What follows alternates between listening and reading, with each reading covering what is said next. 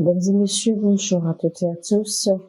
Shalom chez vous. Aujourd'hui, nous allons recevoir le prophète Lovi Elias dans un message intitulé La signification des rêves. 5 rêves particuliers que nous allons choisir aujourd'hui. 5 rêves que vous ne devez jamais ignorer. Et nous allons nous allons expliquer la signification de ces 5 types de rêves qu'il ne faut jamais ignorer de sa vie. Amen. Je dois également vous dire certaines vérités concernant les rêves afin que vous fassiez vraiment attention à vos rêves. Chaque sens que Dieu nous a donné constitue une fenêtre pour entendre de Dieu. Nous savons tous que biologiquement, nous avons 5 sens. Mais en réalité, nous en avons plus que 5. Nous avons un 6e sens qui nous connecte beaucoup plus en fait au spirituel. Mais tous vos 5 sens, que ce soit l'odorat, l'ouïe, le goût, le toucher et la vue, chacun des 5 sens en fait a été donné par Dieu pour entendre de Dieu. Chacun des 5 sens constitue une fenêtre pour recevoir, pour entendre de Dieu. J'expliquais une fois à un ami que l'on ne peut voir le monde qu'à travers ses dons. Vous ne pouvez pas voir le monde ou percevoir le monde sans la vision de vos dons. Vous savez, moi, personnellement, quand je regarde les gens, je peux entendre ou voir ce que Dieu dit d'eux. Alors, nous avons plusieurs sortes de dons. Et l'un des dons que les gens minimisent le plus, ce sont les rêves. Parce que les rêves constituent également un don, c'est-à-dire rêver, avoir des visions constitue également un don. Et c'est un don que tout le monde possède en temps normal. Mais ce don de rêve, en fait, est beaucoup plus négligé. Alors, pourquoi je parle d'interpréter les rêves prophétiques? C'est parce que la prophétie, en fait, c'est la réplique ou la réponse de l'esprit de l'homme à l'esprit de Jésus. La prophétie, c'est quand Dieu parle. Mais les rêves, ce n'est pas Dieu qui parle tout le temps à travers les rêves. Et vous réagissez beaucoup plus à ce qui est à l'intérieur de vous. Et parce qu'il y a certaines personnes, d'un moment donné, vous n'avez pas vraiment des rêves, mais c'est plutôt de l'imagination ou des pensées qui viennent de votre subconscient, soit par rapport à une situation ou à quelqu'un ou à quelque chose auquel vous avez beaucoup pensé au cours de la journée peut-être. Et alors, dans la nuit, pendant votre sommeil, eh bien, votre subconscient commence à agir en conséquence par rapport à cela. Donc, parfois, vos pensées se reflètent dans vos rêves, vos imaginations se reflètent dans vos rêves, vos activités se reflètent dans vos rêves parfois. Et ce qui n'est pas forcément un rêve prophétique. Donc, tous les rêves ne sont pas prophétiques parce que Dieu ne parle pas à travers tous les rêves que vous faites. Maintenant, que votre rêve soit prophétique ou non, vous devez être en mesure de différencier, d'accord, les rêves que vous faites, de savoir si, à travers votre rêve, si c'est Dieu qui parle, ou si c'est le diable qui parle, ou si c'est l'imagination de vos pensées ou de votre esprit. Parce que si vous n'arrivez pas à être en mesure de faire cette différence, eh bien, vous risquez, d'accord, de passer à côté de la voix de Dieu. Et si vous passez à côté de la voix de Dieu et que vous êtes appelé à un ministère particulier, eh bien, des vies vont périr à cause de vous. Parce que quand Dieu ne parle pas seulement pour nous individuellement, mais Dieu parle pour nous également pour d'autres personnes. Dieu nous parle à cause de certaines personnes. Quand Dieu vous donne un rêve, ce rêve n'est pas juste pour vous, mais Dieu vous donne des rêves parfois pour le profit d'autres. Alors tout ce que Dieu fait à travers vous n'est pas seulement pour vous. Il ne le fait pas pour vous seul, mais il le fait également pour d'autres qui doivent en jouir à travers vous. Donc comme je dis, tous les rêves ne sont pas prophétiques parce que Dieu ne parle pas à travers tous les rêves. Maintenant, contrairement à ce que l'on nous a appris dans les églises, que vous soyez né de nouveau ou pas, Dieu parle à tout le monde. Parce que tout le monde rêve.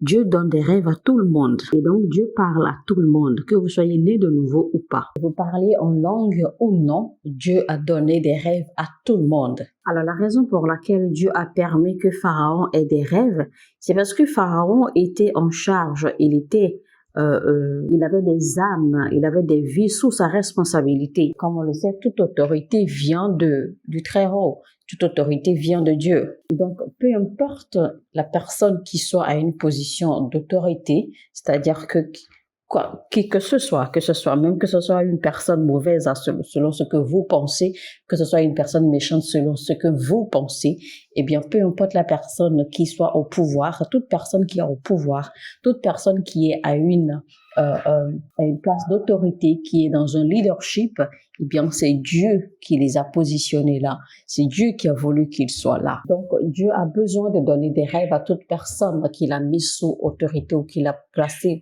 ou qu'il a positionné au pouvoir. Parce qu'au milieu des gens, au milieu des vies qui sont sous la responsabilité de cette autorité, eh bien, se trouvent les gens de Dieu, se trouvent les enfants de Dieu, se trouve un peuple de Dieu. Et donc, Dieu a besoin, d'accord, de secourir son peuple qui se trouve au milieu d'un peuple nombreux. Donc, il a également besoin de communiquer avec ses autorités à travers des rêves également. Donc, chaque fois que Dieu parle au profit de tout le monde, pas seulement de quelques-uns. Donc, tout le monde rêve. Mais il faut également savoir dans quelle catégorie de personnes ou d'individus vous êtes, parce qu'il y a des gens qui rêvent tout le temps, qui rêvent beaucoup. Il y a des gens qui ne rêvent pas du tout. Il y a des gens qui rêvent par moment. Il y a des gens qui ne rêvent pas souvent, mais chaque fois qu'ils rêvent, leurs rêves sont toujours importants. C'est-à-dire qu'ils voient toujours des choses importantes. Soit ils rêvent de quelque chose qui va arriver ou ils rêvent de quelque chose qui s'est déjà produit. Donc, avant d'entrer en profondeur dans le message, eh bien, il faut savoir, il faut retenir que les rêves sont très, très importants. Quiconque prend leur rêve à la légère, eh bien, prend également la voix de Dieu à la légère. C'est-à-dire que quiconque qui prend le rêve à la légère ou qui ne donne pas d'importance à leur rêve, eh bien, ne donne pas non plus d'importance ou de valeur à la voix de Dieu. L'habilité de rêver, c'est d'entendre de Dieu. L'habilité d'être en éveil, c'est de voir Dieu. Comme je l'avais dit tout à l'heure, en fait, vos cinq sens, l'odorat, l'ouïe, la vue, la langue, le goût, c'est-à-dire le goût, etc., le toucher, et tout cela, en fait, constitue des portails pour entendre de Dieu, pour recevoir un message de Dieu. Si vous devez prophétiser, par exemple, sur quelqu'un, parfois, vous pouvez regarder quelqu'un et vous percevez une odeur, vous percevez un parfum, ou bien vous voyez une image, ou bien vous voyez une couleur, ou vous voyez quelque chose, ou vous voyez un élément. Et quand vous connaissez la signification de cet élément, ou quand vous connaissez la signification de l'odeur ou du parfum que vous avez perçu, eh bien, vous savez exactement le message que cela vous passe.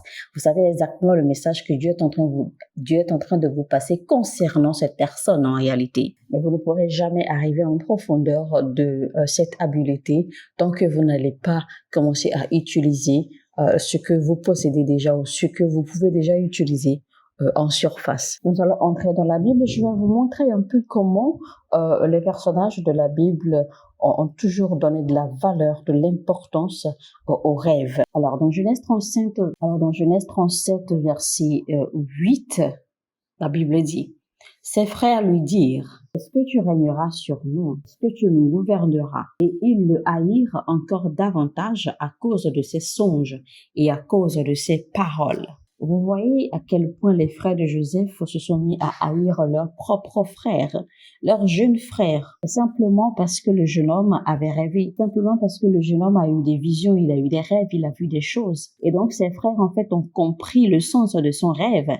C'est pour cela que ses frères ont commencé à le haïr sérieusement. Un jeune homme aussi innocent que Joseph, aussi innocent qu'il soit, un jeune homme qui fait des rêves et qui ne connaît même pas, qui n'a aucune idée de la signification de ses rêves.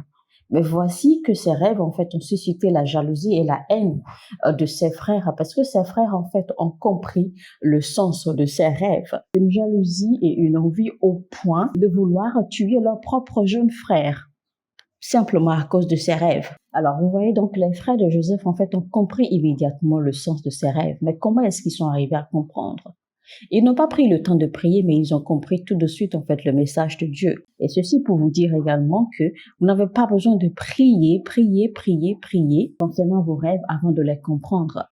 Il existe simplement une habileté, d'accord, à développer pour comprendre aisément les rêves. Cette habileté pour comprendre comprendre la signification des rêves est en fait à développer. Ce n'est pas forcément dans la prière, c'est une habileté à bâtir, c'est une capacité à bâtir. Imaginez que les frères de Joseph, avec un cœur aussi méchant qu'ils avaient, qu'ils aient été en mesure de détecter le message que Dieu passait à travers les rêves de Joseph. Alors, à plus forte raison, un croyant, un enfant de Dieu, Donc, il est très important, d'accord, de connaître ou de développer ou de bâtir cette capacité spirituelle afin de comprendre les rêves aisément. Vous savez, la prophétie, ce n'est pas seulement quand Dieu parle, surtout pour un prophète comme moi.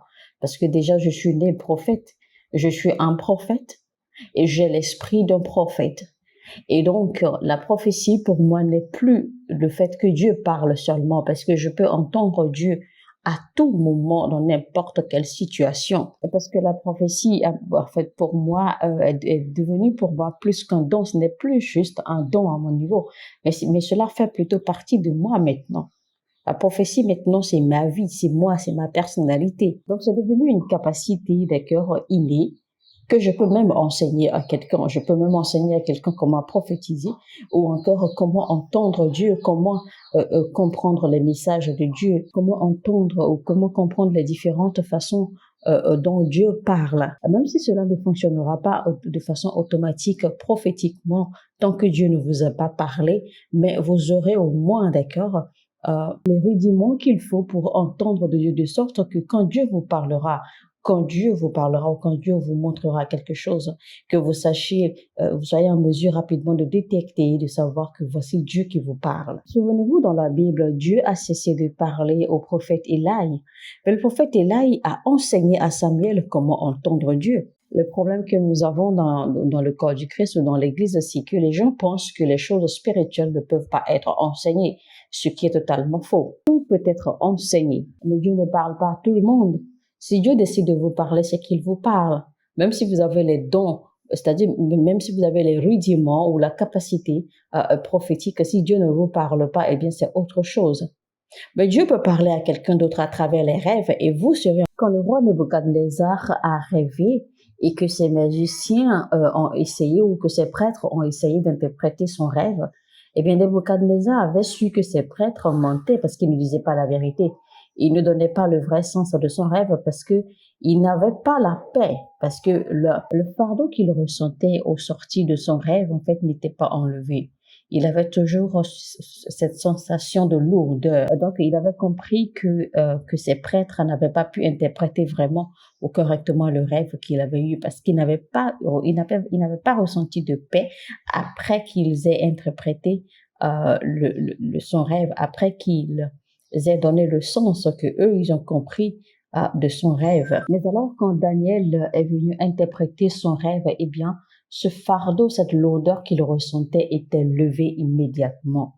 Et donc, il avait alors compris que Daniel avait dit vrai en donnant l'interprétation de son rêve. Et c'est pour cela qu'ils se sont appliqués, d'accord, aux instructions ou aux conseils de Daniel après l'interprétation du rêve de Nebuchadnezzar. Il faut également retenir au passage que nous avons plusieurs dimensions d'interprétation des rêves, parce qu'il y a les interprétations dans la dimension des hommes, et il y a l'interprétation dans la dimension de Dieu. Nous continuons dans nos versets bibliques. Genèse 37, verset 20 qui dit « Venez maintenant, tuons-le et jetons-le dans une des citernes.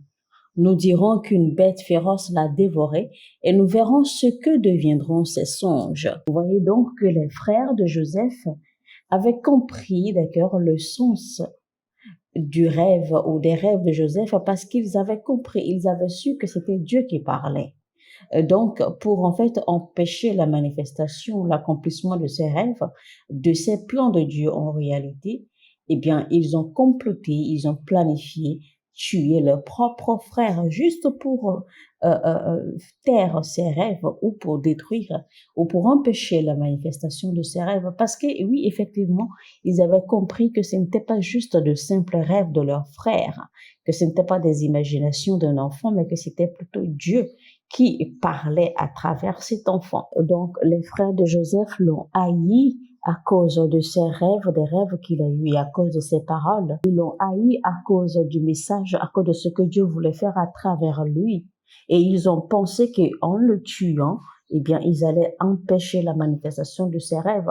Mais ils ne savaient pas qu'en faisant que leur plan, en fait, allait plutôt permettre la manifestation, l'accomplissement de ses rêves. Savez-vous pourquoi Dieu a permis que la femme de Potiphar ne cesse de faire des avances à Joseph. C'est parce qu'en réalité, Joseph était devenu beaucoup trop confortable dans la maison de Potiphar, alors qu'en réalité, dans ses rêves, il était indiqué qu'il devrait être au palais, il devrait être à l'intérieur du palais et non dans la maison de Potiphar. Donc, il fallait en fait qu'il quitte la maison de Potiphar. C'était donc en fait le moment, l'heure avait sonné pour Joseph de sortir de la maison de Potiphar pour aller au palais comme ses rêves l'indiquaient. Et donc, il fallait que Dieu orchestre une situation qui allait pousser Joseph dans la position même où ses rêves allaient se mettre à s'accomplir, dans la position même où il devait commencer d'accord à mettre en application ses dons. Ce qui veut dire en fait l'interprétation des rêves, parce que une fois qu'il s'est retrouvé en prison, alors c'est en prison que Joseph avait commencé à interpréter les rêves, et jusqu'à ce qu'il se retrouve devant le roi au palais pour interpréter le rêve du roi. Parce que dans la maison de Potiphar, Joseph avait juste la liberté d'aller et venir et de faire tout ce qu'il voulait. Il était vrai que sa présence et ses techniques d'accord apportaient la croissance à la maison de Potiphar, mais ce n'était pas la raison pour laquelle il était en Égypte. Parce que la raison de l'accomplissement de ses rêves n'était pas encore d'accord au point de s'accomplir, Joseph étant dans la maison de Potiphar. Parce que les raisons de la présence de Joseph en Égypte devaient s'accomplir au palais. Donc, dans la maison de Potiphar, ces rêves ne pouvaient pas s'accomplir. Alors, certains d'entre vous, Dieu permettra que vous fassiez face à des situations compliquées, à des situations douloureuses, parce que vous n'êtes pas en train d'accomplir ses plans. Donc, Dieu vous placera dans une position où vous serez en mesure d'exercer votre capacité ou habilité spirituelle. Alors, retenez aussi rapidement que le diable aussi peut donner des rêves. C'est pour cela que certaines personnes ont de mauvais rêves. Des personnes ont des rêves qui ne correspondent pas au plan de Dieu pour leur vie. Parce que les rêves, en fait, comme j'ai dit, c'est un canal, c'est un portail de communication. Et j'ai l'habitude de dire aux gens que vous ne pouvez pas empêcher les choses ou les gens de vous parler. Vous ne pouvez pas empêcher que les choses du monde de l'esprit vous parlent. Mais vous pouvez filtrer, d'accord, ce qui vient à vous comme message et en tirer ce qui est bon et utiliser ce qui est bon. Vous ne pouvez pas vous fermer à la voix des esprits, parce que si vous vous fermez à la voix des esprits, c'est que vous vous fermez également à la voix de Dieu, parce que et Dieu et le diable sont des esprits. Vous devez simplement bâtir votre capacité en fait à filtrer ce que vous recevez et à distinguer la voix de Dieu de celle du diable et à distinguer les rêves qui viennent de Dieu de ceux qui viennent du diable. Vous allez voir que même Jésus-Christ, le Fils de Dieu, a été tenté par le diable. C'est pour cela que le diable pouvait le visiter, le diable pouvait lui faire voir des choses, le diable pouvait même lui donner des rêves, le diable pouvait le faire rêver, etc. Parce que le diable est un esprit. Et le rêve est un moyen de communication, comme je l'ai dit. Et le rêve est un moyen de communication, comme je l'ai déjà signifié. La maturité spirituelle vous permet de faire une distinction et de reconnaître la voix du diable et celle de Dieu. C'est alors que vous pourrez réprimander la voix du diable. C'est pour cela que la Bible nous dit que nous devons soumettre toute imagination, toute pensée et tout ce qui s'élève au-delà de Christ, que nous devons les mettre, nous devons les ramener à la soumission de Christ. Nous devons les soumettre sous Christ. Ça veut dire qu'il y a des pensées qui viendront à vous, des paroles ou des communications qui viendront à vous, et vous avez le devoir de les faire soumettre à la connaissance et à la volonté de Christ. Donc, la Bible n'a pas dit de détruire les pensées ou de détruire ses imaginations, mais la Bible a dit de les soumettre, de les rabaisser, de les soumettre, de les rendre impuissantes contre vous, de les soumettre à la volonté de Christ, de sorte à ce que la volonté parfaite de Dieu puisse vous contrôler en tout temps. Donc, tout ce qui s'oppose ou qui combat la parole de Dieu ou la volonté de Dieu dans votre vie ou à l'intérieur de vous, vous devez les rendre soumis. Vous devez les soumettre à la volonté de Dieu. Vous ne les enlevez pas. Vous ne pouvez même pas les enlever. Vous ne pouvez pas les arracher, mais vous les soumettez, d'accord, à la volonté de Dieu. Vous les soumettez à la puissance de Christ. Vous les soumettez à la puissance de la parole de Dieu, à la véracité de la parole de Dieu en vous. Les rêves constituent la dimension la plus facile pour entrer dans le prophétique. Lisons Deutéronome 13, verset 3. Tu n'écouteras pas les paroles de ce prophète ou de ce songeur car c'est l'Éternel, votre Dieu, qui vous met à l'épreuve pour savoir si vous aimez l'Éternel, votre Dieu, de tout votre cœur et de toute votre âme. Alors, la Bible parle ici de certains prophètes et de certains songeurs. En réalité, la Bible parle ici de ces personnes, de ces gens qui se font passer pour des prophètes ou qui se font passer pour des songeurs ou qu'ils ont des rêves, etc. Ces personnes-là qui viennent vers vous avec un esprit de déception. Et donc, la Bible fait cas de ceux qui font des rêves. C'est pour vous dire en fait que ce n'est pas parce que vous rêvez souvent que vous êtes un prophète ou que vous êtes appelé à être un prophète. Alors, parce que vous avez des rêves, ne fait pas de vous un prophète. Vous pouvez juste être quelqu'un qui fait des rêves. Parce que et les prophètes et ceux qui font des rêves, tous deux peuvent entendre et recevoir de Dieu. La différence ici, c'est qu'un prophète peut entendre et recevoir de Dieu à tout moment, en éveil ou en dormant. Alors qu'une personne qui a l'habilité de faire ou qui a le don de faire des rêves ou le don des rêves doit s'assoupir ou doit s'endormir avant de recevoir et d'entendre de Dieu. Par exemple, Jacob avait commencé à entendre de Dieu et à recevoir de Dieu à travers les rêves, avant maintenant de migrer ou de grandir dans la dimension où Dieu pouvait maintenant communiquer avec lui directement. Lisons maintenant Deutéronome 13, verset 5 qui dit « Ce prophète ou ce songeur sera puni de mort, car il a parlé de révolte contre l'Éternel votre Dieu, qui vous a fait sortir du pays d'Égypte et vous a délivré de la maison de servitude. Et il a voulu te détourner de la voie dans laquelle l'Éternel ton Dieu t'a ordonné de marcher. Tu ôteras ainsi le mal du milieu de toi. » Alors, Moïse essaie de dire au peuple ici, ou d'enseigner au peuple ici de faire attention aux personnes qui ont juste l'habilité de faire des rêves. C'est-à-dire ceux qui ont le don de rêve, parce que ceux qui ont le don de rêve peuvent avoir de mauvais rêves. C'est-à-dire que leurs rêves peuvent être corrompus par le diable. Et donc ainsi, ils risquent de vous détourner de la voie de Dieu. Donc le fait que vous fassiez des rêves ne veut pas dire que Dieu vous a tout le temps parlé. Parce que le diable peut vous susciter des rêves ou alors vos pensées et vos imaginations et les circonstances de la vie ou les événements autour de vous ou des situations auxquelles vous avez assisté peuvent vous susciter des rêves. Je vais vous apprendre comment vous positionner pour avoir des rêves venant de Dieu. Alors, pour commencer, il faut comprendre la différence entre un voyant et un prophète. Le voyant est dans une dimension plus élevée que le prophète. Alors, un voyant a non seulement la capacité spirituelle de voir, d'entendre, et un voyant voit plus loin dans la lumière qu'un prophète. Parce que la dimension et la grandeur de la lumière qu'un voyant porte est beaucoup plus élevée que la lumière que porte un prophète. Aussi, il faut savoir que la lumière ou la quantité de lumière ou la grandeur de lumière que vous portez détermine jusqu'à quelle dimension vous pouvez voir dans le règne de l'esprit. Un voyant a la capacité de voir plus loin même quand Dieu ne lui parle pas. Un voyant n'a pas besoin que Dieu lui parle ou que Dieu lui montre avant de voir. Il voit dans une grande dimension. Vous allez voir dans l'histoire de Samuel, au départ, Samuel était un prophète parce qu'il a été formé, il était né, formé et un prophète. Et donc, Samuel a grandi dans la dimension prophétique jusqu'à ce qu'il devienne un voyant parce que dans l'histoire de Samuel, quand Samuel se faisait vieux, eh bien, Samuel avait transformé, sa dimension spirituelle était transformée.